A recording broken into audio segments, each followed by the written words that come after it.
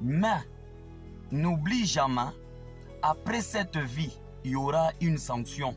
Après cette vie, il y aura un jugement. Dieu amènera en jugement toute action des hommes, que ce soit bonne ou mauvaise. L'Écriture dit dans Ecclésiaste 12, au 14e, au dernier verset, l'Écriture dit Dieu amènera toute action des hommes au jugement. Tu peux faire ce que tu veux. Aujourd'hui, tu es en train de te déshabiller sur les réseaux sociaux. Tu as des milliers d'abonnés. N'oublie pas qu'il y a certaines personnes qui avaient des milliers d'abonnés comme toi. Aujourd'hui, ne sont plus là. Aujourd'hui, ils sont décédés. Aujourd'hui, on t'appelle star, ma star. Tout le monde t'écrit ma star. Ce n'est pas un problème. Tu es en train de réjouir les cœurs de tes abonnés. Mais n'oublie pas que la mort va te guetter. La Bible dit ceci dans Hébreux chapitre 9, 27e verset. Après la mort vient le jugement. N'attends pas qu'il y aura seulement le jugement de rien. Le jugement de Dieu est à deux niveaux. Lorsqu'une personne meurt, dès le moment où il meurt, il doit subir les jugements de Dieu. Le premier jugement de Dieu, c'est lorsque tu meurs, devant toi, il y aura deux chemins. Pour emprunter ces chemins, c'est par rapport à tes œuvres qui vont t'orienter, soit vers le chemin du repos, soit vers le chemin du tourment.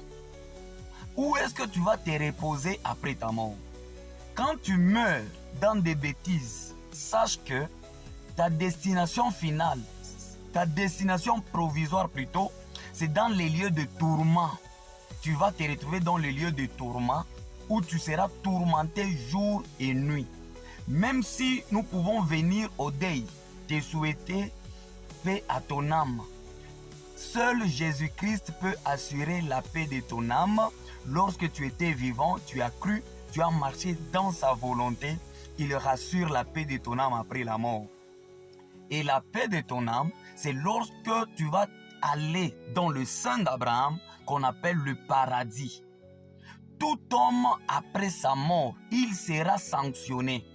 L'Écriture dit ceci, lorsque nous sommes sur la terre ici, Dieu est en train d'évaluer, d'examiner les œuvres de tout un chacun.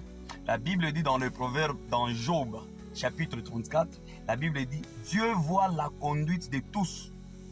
Dans Proverbe 15, je crois au 3e verset, la Bible dit, Dieu connaît la conduite de tout un chacun. Dieu connaît, il voit le bon, il voit le méchant. Dieu est en train d'examiner toute œuvre de chacun. Et ce sont ces œuvres-là qui vont ouvrir devant toi une destination finale.